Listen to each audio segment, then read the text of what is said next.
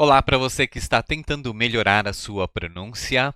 Você está agora acessando o mini curso Pronúncia Perfeita em Inglês da Lingo International. Hoje nós vamos trocar uma ideia sobre como soar mais americano, quais são as técnicas e dicas que eu posso dar para você continuar evoluindo na sua audição e na sua pronúncia do inglês americano, especialmente. E uma das principais diferenças entre a forma como um americano fala e a forma como os brasileiros falam é que os gringos não mexem os seus lábios tanto quanto nós. Os americanos fazem a maioria dos seus sons aqui na garganta e eles usam a sua língua muito ativamente. Agora, se você tentar fazer os sons do inglês americano daquele mesmo jeito que você faz o R americano,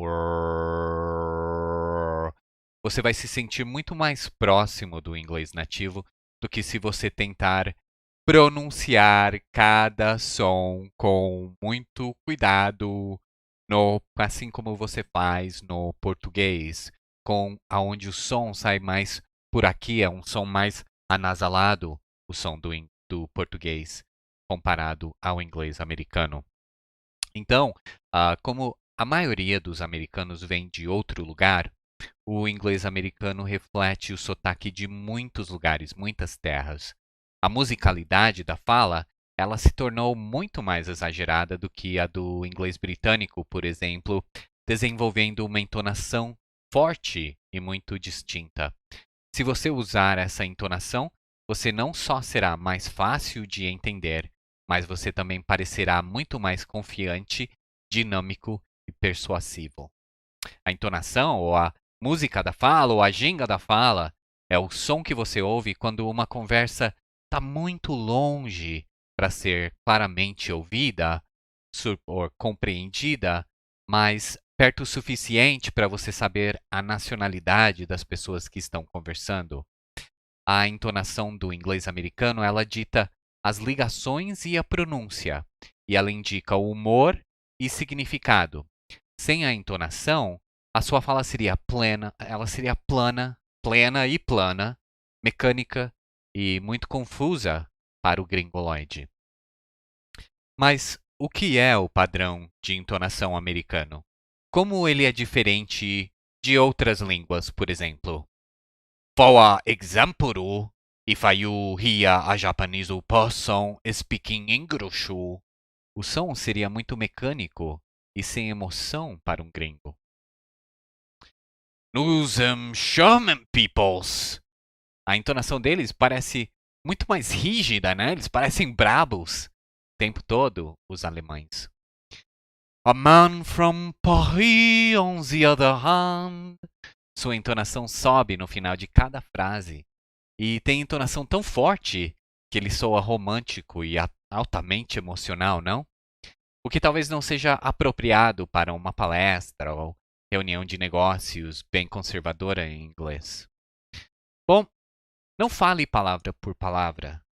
Se você falar por palavra, palavra por palavra, como eu fiz anteriormente, e como muitas pessoas fazem que estão aprendendo aquele inglês impresso, não expresso, impresso, o dos textos e livros tradicionais, você vai acabar soando muito mecânico e estranho até. E você deve ter notado que a mesma coisa pode acontecer no português. Pense em português por um momento. Quando alguém lê um discurso, palavra por palavra, mesmo um nativo, ele soa rígido e constrangido, não é? Bastante diferente de um tom de conversa normal. Você tem que conectar as palavras para formar grupos de sons. É aqui que você vai começar a fazer algo completamente diferente do que você tem feito em seus estudos de inglês anteriores. Esta parte poderá ser a mais difícil para você, porque vai contra tudo que você já foi ensinado antes. Agora, cada palavra pode ter uma ou várias sílabas. As pequenas unidades de som que formam as palavras, sabe? Palavra tem 3 sílabas. São pequenas unidades de som que constroem essa palavra. Então, cada palavra pode ter uma ou várias sílabas, as pequenas unidades de som que formam essas palavras. Mas o que você não sabia é que estas sílabas são às vezes conectadas entre as palavras, formando sons que você não vê no inglês escrito. Eu vou explicar um pouquinho mais. Os gringos americanos não pronunciam Jack is on the Titanic. O Jack está no Titanic. Eles não pronunciam Jack is on the Titanic.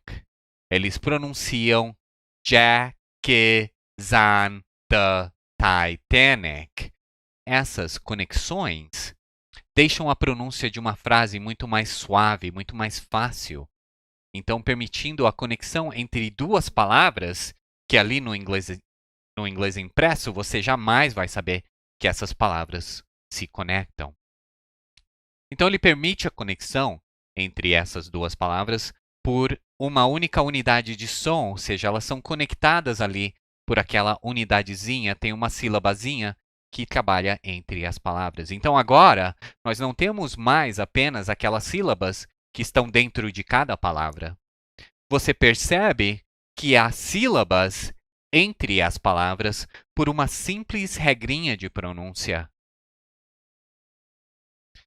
Bom, você vai aprender a conectar essas palavras nas próximas aulas. Agora, como realmente falar como um americano?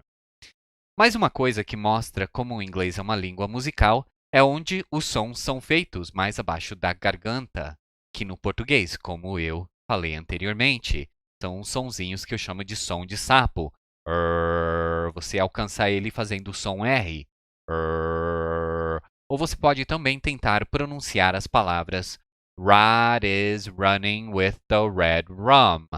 Red rum, red rum. Rod is running, running with the red rum.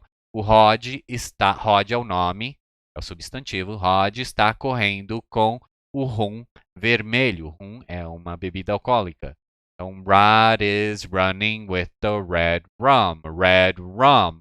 Rod is running with the red rum. So, neste sentido aqui, você vê que o R é um som muito recorrente, muito popular, esse R de sapo. Por isso eu sempre digo que os americanos têm uma parte 10% de DNA de sapo, porque esse R nos lembra um sapinho. Então, Rod is running with the red rum. E a gente não tem esse som, então a gente acaba falando Rod is running with the red rum, certo? E aí a gente pega e vê que esse R, mas muita gente ainda tem dificuldade. Então, perceba aonde você pronuncia essa letra R como um sapinho, e nesse local é aonde os seus sons deveriam estar sendo pronunciados em inglês. E essa é a razão porque as pessoas parecem ter uma voz quando falam em português e outra quando falam em inglês. Os brasileiros fazem os sons mais nasais, onde o som americano acontece mais na garganta inferior. É isso aí para esta aula de pronúncia. Muito obrigado pelo seu tempinho e até a próxima aula. Keep on practicing.